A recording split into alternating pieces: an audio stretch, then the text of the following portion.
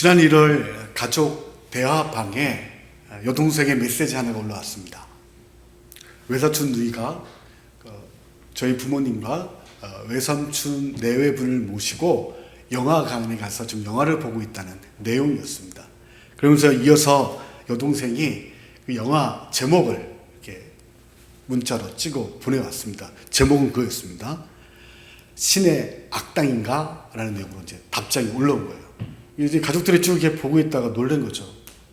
신의 악당 뭐지 이렇게 하고 있는데, 신의 악단이라는 영화 제목을 여동생이 신의 악당인가라고 올린 겁니다. 다들 이제 한참 웃었던 것이죠. 신의 악단과 한 글자 차이인데 하늘과 땅 차이인 것이죠. 한참을 웃었었습니다. 영화 신의 악단은 1990년도에 있었던 북한에서 외국의 적십자의 후원을 받기 위해서 급조되었던 부흥의 찬양단을 소재로 만들어진 영화입니다. 영화에 등장하는 주인공은 북한의 보위부 장교 박교순이라는 인물입니다. 이 박교순은 북한 사회 내에 있는 기독교인 예수쟁이들을 잡기 위해 혈안이 되어 있는 인물로 등장합니다. 누구보다 체제에 충성했고 자신의 성실하게 그 체제를 유지하기에 뛰어다녔던 인물입니다. 그런 예수를 믿는 사람들을 극도로 증오합니다. 이유가 영화 후반부에 밝혀지는데요. 그의 어린 시절 그의 어머니가 집에서 몰래 성경을 읽고 찬양하는 모습을 보게 됩니다. 그리고 그 이야기를 자기 일기장에다가 선생님의 가르침대로 정직하게 사실대로 일기에 자신의 주변에 있었던 일들을 기록하라는 그 지시를 따라 엄마가 드리는 찬양의 모습과 읽고 있는 이상한 책에 대한 내용들을 기록을 한 것이죠. 그리고 그 일기장이 선생님에게 발각되고 선생님은 그 기록을 보고서 당 지도부에다가 고발하게 됩니다. 그리고 그 고발로 인해서 주인공 박교순이 지켜보는 가운데 어머니가 처형을 당하게 됩니다. 그 기억이 이 주인공 박교순에게 강인하게 남아서 예수 믿는 예수쟁이를 잡기 위하여 혈안이 된 인물로 등장하게 되죠. 어린 박교순은 거짓말한 게 없습니다. 체제를 어기거나 그 규율을 벗어나려 했던 적도 없었죠. 그저 배운 대로, 시키는 대로, 지시한 대로 행동했을 뿐입니다. 그런데 그의 그 올곧음이, 오름이 자신이 가장 사랑하는 존재고 또 의지했던 존재였던 어머니를 죽음으로 내모는 초석이 되어버린 것이죠. 형식을 잘 지켰고 규율도 지켰고 체제도 유지되었는데 사랑을 잃어버리게 되는 결과가 나와버린 것이죠. 하나님께서 호세아 선지자를 통해 이렇게 말씀하십니다. 우리 호세아서 6장 6절 말씀인데요. 함께 읽도록 하겠습니다. 나는 인애를 원하고 제사를 원하지 아니하며 번제보다 하나님을 아는 것을 원하노라. 하나님은 제사를 싫어하지 아니하는 분입니다. 찬양을 통해, 기도를 통해 또 하나님을 기억하고 그 율법을 따라 예배하는 자, 찬양하는 자, 기도하는 자의 만남을 기뻐하시는 분입니다. 그러나 그 제사 자체가 그 중심에 있어야 될 하나님 사랑, 이웃 사랑을 밀어낼 때 하나님은 그것을 예배라 부르지 않는다고 말씀하시는 것이죠. 형식은 남아있지만 하나님은 그 예배 자리에 하나님을 기억하고 하나님, 우리가 하나님을 기뻐합니다 고백한다는 그 제사의 자리에 계시지 않는다라고 말씀합니다. 소년 박교수는 체제를 철저하게 따랐습니다. 그러나 그 철저했던 만큼 사랑을 잃었던 것입니다. 교회 여러분, 하나님을 안다는 것은 정보를 아는 것이 아니라 그 뜻대로 사는 것을 의미하는 것이죠. 기독교 신자인 우리에게 있어 그 믿음이 바로 그런 겁니다. 아는 만큼 믿는 것이 아니라 사실은 살아내는 만큼 우리가 하나님을 기뻐하고 하나님을 사랑하고 또 하나님을 믿는 것이죠. 오늘 본문은 예수님께서 마주한 무리, 오늘 본문 속에 등장하는 무리여 또한 그런 사람들이었습니다. 제사를 잘 드렸고 전통을 정말 철저하게 잘 지켰고 하나님과 가장 가까운 곳에 있다라고 했지만 정작 실상은 가장 먼 곳에 있던 사람들입니다. 이사야 선지자의 글을 인용한 예수님은 그들을 향하여 한 줄 평가를 하시는 거죠. 이 백성이 입술로는 나를 공경하되 마음은 내게서 멀도다. 형식은 남아있고 그 안에 제도는 남아있지만 마음이 떠나는 현장이 오늘 말씀의 배경이 됩니다. 오늘 본문은 예수님께서 활동 지역을 갈릴리에서 예루살렘으로 옮기기 전 갈릴리 후기 사역을 배경으로 하고 있습니다. 예수님은 앞서 6장에서 오병이의 기적 후에 무리를 걸으셨고 게네사렛 동네에 오셔서 많은 기적을 베푸셨습니다. 이런 일련의 과정을 통해 이스라엘 사회 자체에 갈릴리 지역의 나사렛 출신 이름도 없던 예수라는 사람이 유대사회에 알려지게 되지요. 그리고 그 이야기가 당시 정치 또 종교 경제의 중심지였던 예루살렘까지 전해집니다. 그리고 그 예루살렘에서 때를 따라 예수님을 찾아오는 사람들이 있었던 것이죠. 본문 1절, 2절 말씀을 함께 읽도록 하겠습니다. 읽습니다. 바리새인들과 또 서기관 중 몇이 예루살렘에서 와서 예수께 모여들었다가 그의 제자 중 몇 사람이 부정한 손, 곧 씻지 아니한 손으로 떡 먹는 것을 보았더라. 예수님을 찾아온 사람들은 바리새인과 서기관 몇 명입니다. 이들은 예수님 계셨던 들판에 모여들었던 5,000명 무리만큼이나 열정이 있었고 자기 역할에 충실했던 사람입니다. 출신도 분명하지 않고 어디서 수학했는지 알 수 없는 랍비를 보기 위해서 그 먼 곳 예루살렘에서부터 찾아온 인물입니다. 더욱이 들판의 사람들보다 더 가까운 거리에서 예수님을 마주했던 사람들입니다. 유대법과 정통의 사소한 것까지 스스로 준수하고 지키고 있던 종교 전문가가 바리새인이었고 그 율법을 해석하며 전통을 강조하던 신앙 전문가가 서기관이었습니다. 이런 이들과 예수님의 만남, 더욱이 먼 거리에서 왔던 열정과 가까이 있는 그 인접한 그 거리만큼 깊이 있는 대화가 예수님과 그들 가운데 이루어질 것처럼 보입니다. 하지만 이들의 마음은 예수님의 마음과는 멀리 있습니다. 그들이 주목한 것은 예수님도 아니었고 예수님의 말씀도 아니었고 또 예수님께서 행하셨던 기적도 아니었습니다. 그들이 주목한 것은 제자들의 손이었습니다. 씻지 않은 손, 부정한 손, 그 손으로 떡을 먹고 있는 제자들만 이들은 주목하고 있는 것이죠.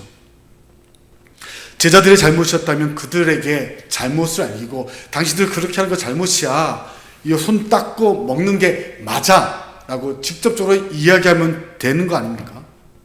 하지만 문책성 질문을 예수님께 던집니다.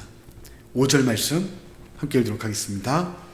이에 바리새인들과 서기관들이 예수께 묻되 어찌하여 당신들의 제자들은 장로들의 전통을 준행하지 아니하고 부정한 손으로 떡을 먹나이까? 바리새인들은 선한 신앙 의도로 결성된 사람들입니다. 그들은 헬라 문화 속에서, 그 이방의 문화 속에서 유대인의 율법을 지키기 위해 일어났던 평신도 경건 운동가들입니다. 자발적으로 일어난 것이죠. 바리새라는 그 호칭 자체도 구별된 사람들이란 뜻입니다. 11조부터 정결법 준수, 정기적인 금식, 또 성서 연구에 매일 매진하고 있던 이들이 바로 서기관과 바리새인들입니다. 근데 그렇게 정진하고 매진했던 율법을, 그 율법 자체만을 지킬 뿐 그 율법이 지향하고 있는 정신을 망각한 채 살아갑니다. 율법을 주신 목적은 분명합니다. 로마서 3장 19절 20절에도 언급되고 있지만, 너희가 죄인이라는 사실을 기억하도록 너희의 그 어떤 노력으로 이룰 수 있는 온전한 단계가 아니니 하나님의 의를 이룰 수 없는 존재고 은혜를 기억하라고 주신 것이 율법입니다. 인간의 그 어떤 노력으로도 하나님의 의에 이룰 수 없음을 깨닫도록 주신 게 율법의 제도인 것이죠. 그런데 이들은 지켜야 할 선에만 집중할 뿐, 그 율법이 지향하고 있는 본질적인 가치, 보호하고 나 역시 실족할 수 있는 존재이기에 나를 긍휼히 여기는 마음으로 남을 긍휼히 여기며 은혜를 기억하고 은혜로 살고 은혜를 끼치라는 그 율법의 정신을 외면한 채 여전히 그 틀 안에 갇혀서 자기를 향한 점검이 아니라 타인을 향한 칼로서 율법과 규례를 제시할 뿐인 것이죠. 사용할 뿐인 것이죠. 사실 그들도 오늘 본문을 곰곰이 살펴보면 손을 씻지 않는 것고 밥을 먹는 행위 정도는 하나님의 율법이나 모세의 규례를 위반하지 않았음을 알고 있습니다. 그렇게 그들이 모세의 율법을 통해서 제자들을 정죄하는 것이 아니라 자신들이 지키고 있는 장로들의 전통을 따라 그 부정한 손이 위배됨을 이야기해버리는 것이죠. 아는 겁니다, 자신들도. 하지만 그들이 원래 뜻하고 있는 목적이 저의가 그들 안에 있으니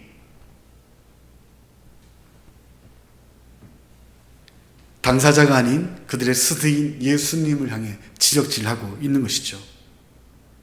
예수님이 알고 방관했다면 예수는 무책임한 스승이 되는 것이고, 모르고 있었다면 랍비로서의 자격이 미달인, 이런 선택이든 저런 선택이든 예수를 올가매려는 그 도구로서 장로들의 전통을 사용할 뿐이죠.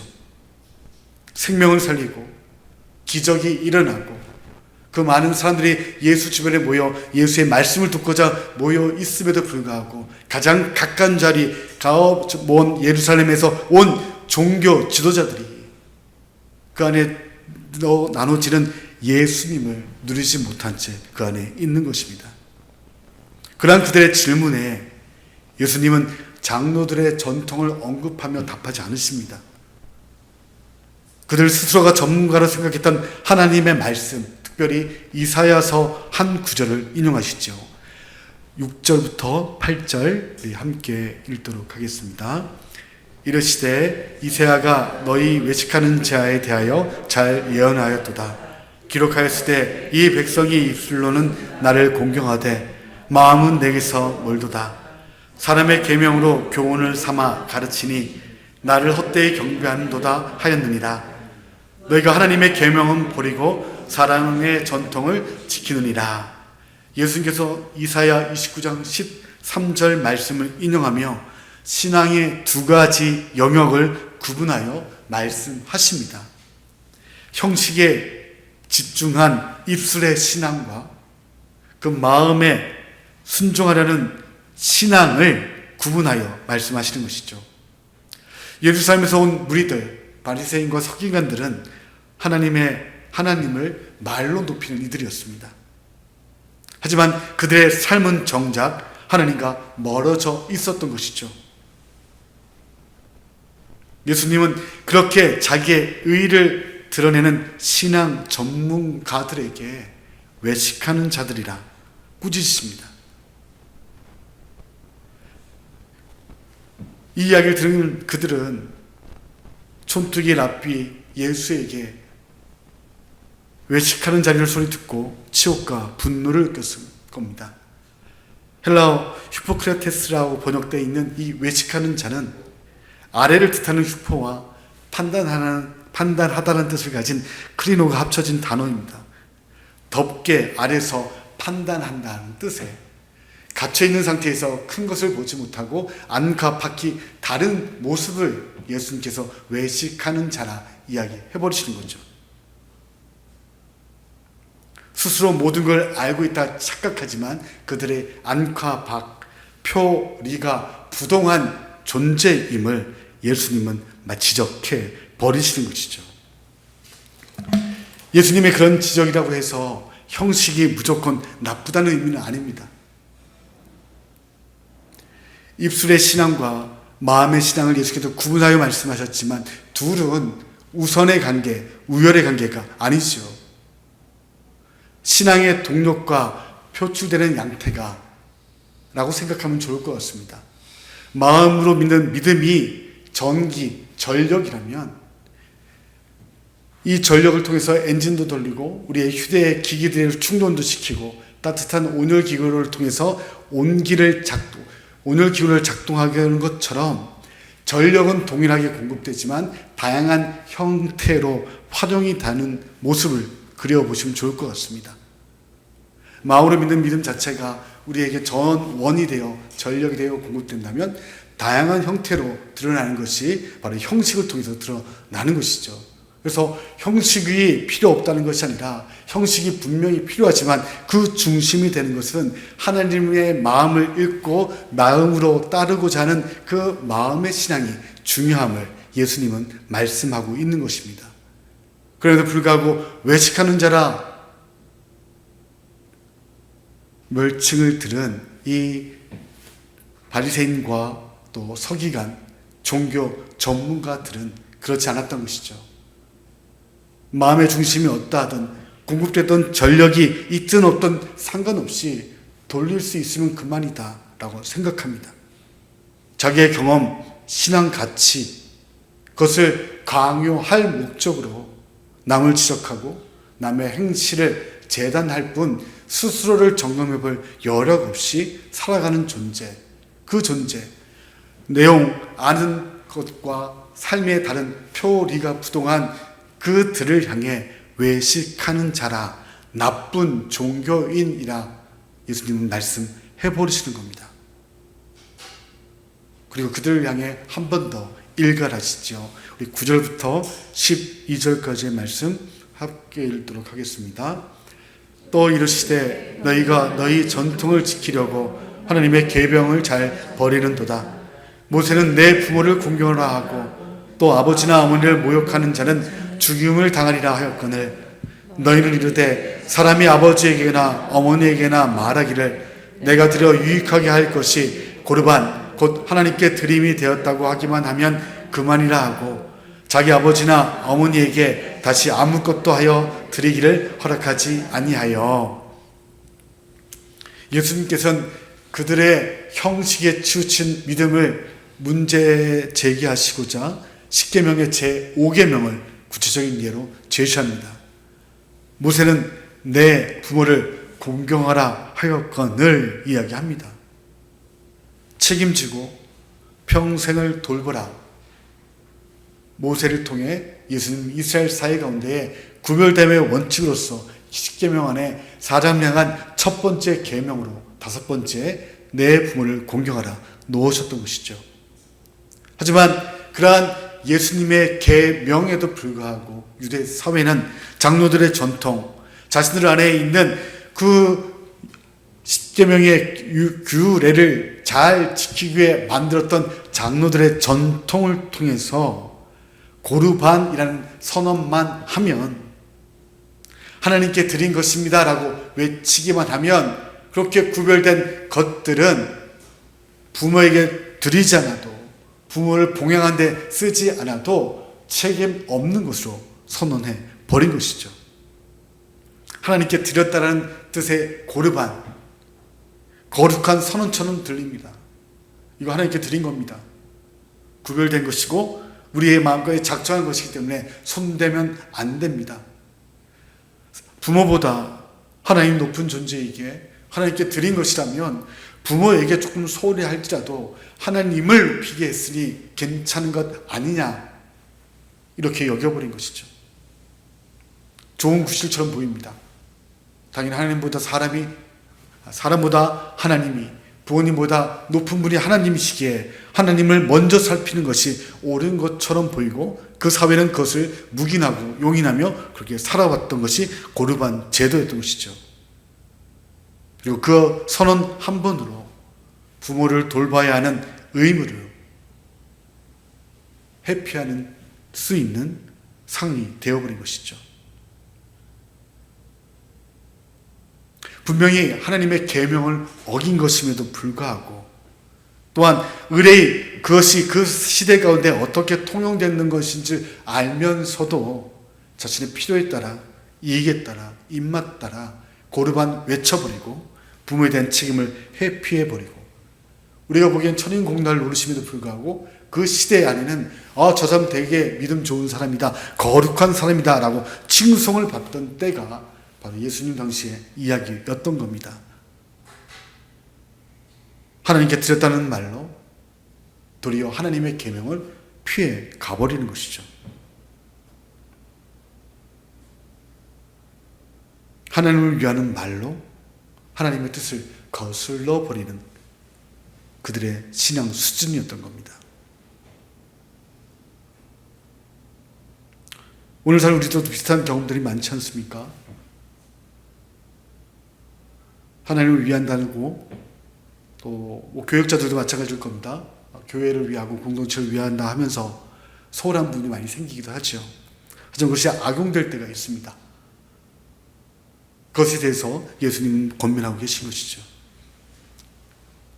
오랜 신앙의 이력, 교회 사역과 봉사 경력, 그리고 종교 그 자체가 강해질수록 긍휼은 사라지고 그 안에 정신이 사라진 채 그것이 자신의 훈장처럼 목에 뻣뻣한 힘주는 축이 되어서 우리의 목을 굳어져 버리게 만드는, 그래서 그것이 교회에서 보이기에 경건한 것처럼, 믿음 있는 것처럼, 큰 신앙 가진 것처럼 여겨지던 것, 그것이 유대 사회였던 겁니다.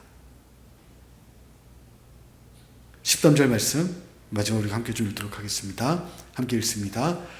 너희가 저런 전통으로 하나님의 말씀을 폐하며 또 이 같은 일을 많이 행하느니라 하시고, 예수님을 결론처럼 선언하십니다. 너희가 전한 전통으로 하나님의 말씀을 폐한다. 폐하다는 말은 효력을 없애다, 무력해하다, 또 지워버리다는 뜻이 있습니다. 하지만 우리는 알고 있습니다. 바리새인과 서기관들은 성경을 없애지 않았습니다. 성경을 자주 인용했고 깊이 연구했던 사람들입니다. 그리고 그 안에 율법을 따라 살고자 노력했고, 정기적인 금식과 11조 드림을 통해 자신의 신앙을 견고하게 유지하려 애썼던 인물들입니다. 누구보다 주의를 잘 지켰고 아들람 모임은 잘 나갔으며 구제에도 힘썼던 사람들입니다.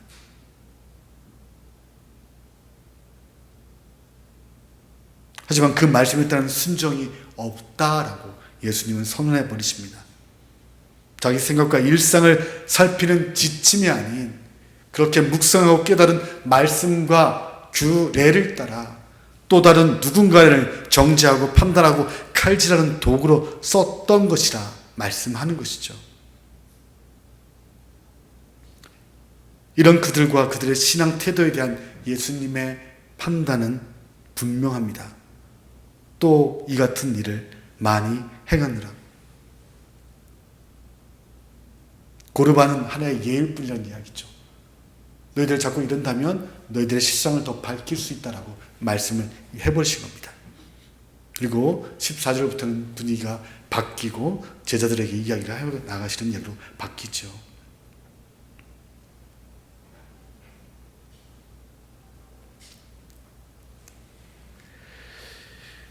형식이 본질을 밀어낼 때, 또 전통의 말씀을 대체할 때, 경건이 그 경건의 모양이 그 내용 가운데 사랑을 삼켜버릴 때 하나님의 말씀은 지금도 지속적으로 무력화되는 것이 우리의 현실입니다. 교회 여러분, 종교와 정치, 문화의 중심지였던 예루살렘입니다.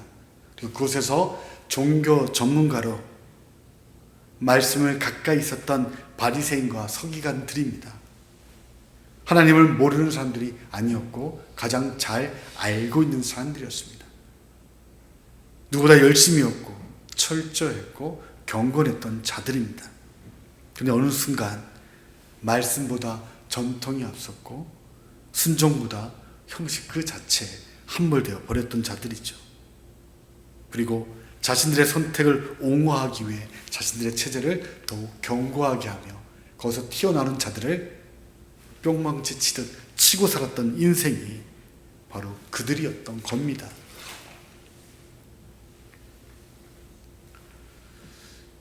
요즘도 많이 통용되는 말이지만 꼰대라는 단어 자주 쓰고 있죠.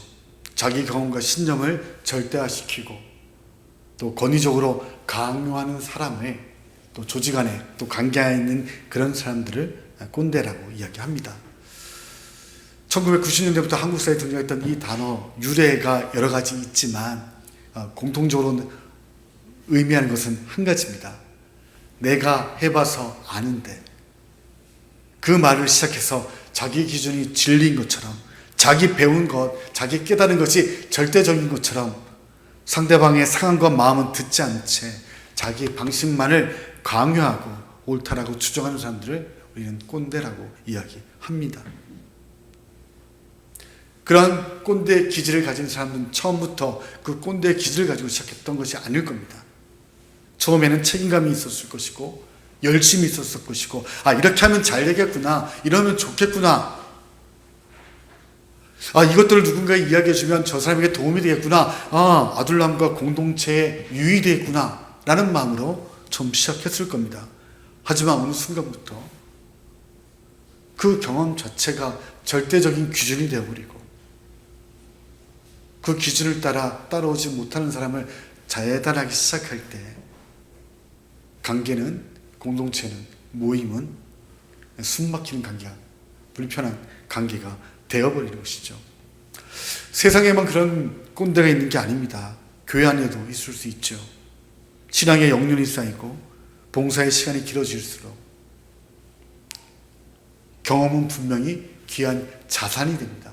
개인에게나 공동체에게나 한 사람이 깊이 있는 신앙의 경륜은 분명한 자산입니다.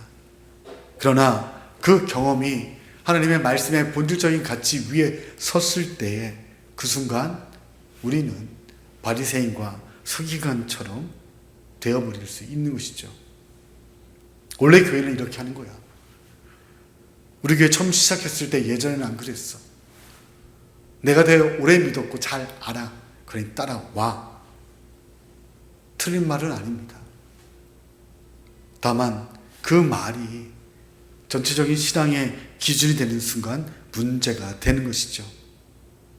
바리새인도 서기관들도 틀린 말을 했던 것이 아닙니다. 손 씻는 전통, 위생과 순종에는 하기 위한 경건의 좋은 훈련의 도구였습니다. 하지만 그 전통이 하나님의 본질적인 마음의 중심의 뜻을 밀어내릴 때 예수님은 말씀하시는 것이죠. 너희가 신앙의 전통으로 하나님의 말씀을 폐한다. 교회 여러분, 신앙은 옳음을 증명하는 것이 아니라 삶의 무수한 선택지 안에서 사람을 살리기 위한 선택을 하는 것입니다. 앞서 신의 악단의 소년 박교수는 체제를 지켰지만 어머니를 잃었습니다. 본문 속의 바리새인과 서기관들은 전통과 장로들의 규례를 지켰지만 하나님의 뜻과 마음을 잃어버렸습니다. 오늘 혹시 우리 역도 신앙을 지킨다는, 우리 공동체를 지킨다 말하면서 우리 마음의 중심 가운데 하나님의 마음, 한 영혼을 천하보다 귀히 여기신 그 마음을 잃어버린 채 살고 있지 않은지 자문해야 합니다. 이제 2주 후면 아둘람 모임이 재개합니다. 말씀을 나누고 우리는 일상을 나누게 될 겁니다. 겉면이 필요할 때도 있을 겁니다. 그러나 만을 건네기 전 이렇게 자문했으면 좋겠습니다. 이 말이, 이 해주고 싶은 마음이 주님의 마음인가? 아니면 나의 경험에 의한 것인가? 저 사람을 살리고 일이 되게 하기 위한 선택인가? 아니면 일을 그르치게 하고 저 사람 무너지길 바라는 마음에서인가? 한번 좀 자문하고 건넸으면 좋겠습니다. 우리가 받은 십자가의 사랑은 사람을 가르는 칼이 아니라 사람을 살리는 희생이고 생명이었습니다. 그 십자가의 사랑을 기억한 우리가 이제 만나게 될 아들랑 가족들에게 건네는 그 겉면 자체가 안타까움이 있을지라도 그 사람을 정말 사랑하고 살리는 마음에서 건네는 말인지, 옳은 이야기가 아니라 때에 맞는 말인지를 살피고 그 생명을 존중히 여기는 방향으로 제시되기를 소망합니다. 우리가 집중하는 사역이, 활동이 가정을 밀어내지 않도록, 또 형식이 사랑을 밀어내고 전통이 말씀을 내려몰지 못하도록 마음 잠금하며 그 마음의 다짐을 가지고 그 주님의 말씀을 따라 그 마음을 품을 때 우리는 주님의 그 십자가의 복음을 살아내는 자가 되는 것이죠. 단순히 손을 씻는 것에 집중했던, 그 부정한 손으로 음식을 먹는 데 집중했던 바리새인과 서기관 같은 삶의 태도가 아니라 그 예수님께서 보여주셨던 십자가의 사랑을 마음에 품고 그 마음을 지키는 신앙으로 사는 저와 여러분 되시기를 축원합니다. 기도하겠습니다.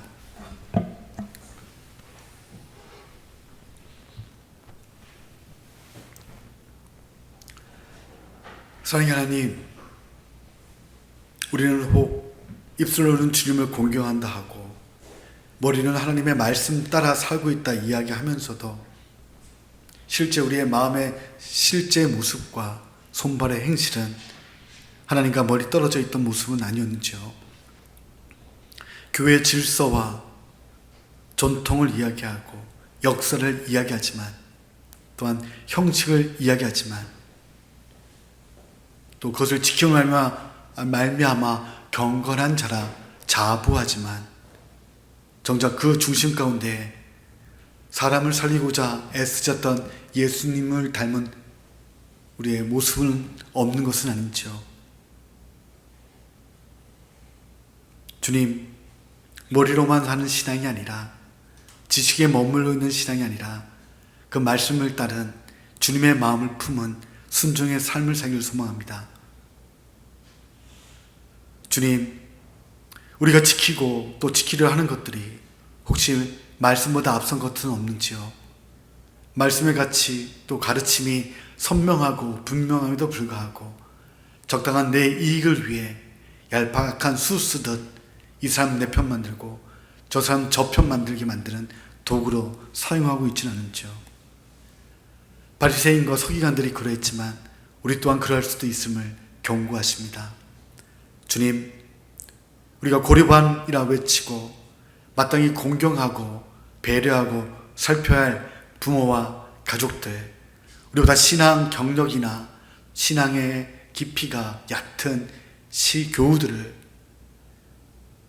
판단하고 정죄하기 위해 앞서 우리의 얄팍한 지식을, 신앙을 사용하고 있지는 않은지요. 주님 말씀의 겉면 앞에 다시 한번 점검하게 하시고, 주님과 가장 가까이 있었지만 또 먼 곳에서 찾아왔지만 가장 예수님과 하나님으로부터 멀리 있는 바리새인과 서기관 같은 믿음 갖지 않게 하여 주옵소서. 말씀을 살게 하시고 말씀을 새기되 손발의 행실을 이끌기 위한 노력이 있게 하시며 그 말씀의 방향이 선명할 때에 내 경험, 내 지식, 내 삶의 패턴, 내 마음이 하고 싶지 않다라고 작동할지라도 순종하고자 하는 용기가 우리 가운데 있게 하여 주옵소서. 그 손길과 삶의 선택을 통하여 또 다른 한 생명을 살리게 하시고 그렇게 우리의 삶이 하나님의 나라에 잇대어 살아가는 삶 되게 하여 주옵소서. 예수님의 이름으로 기도드립니다. 아멘.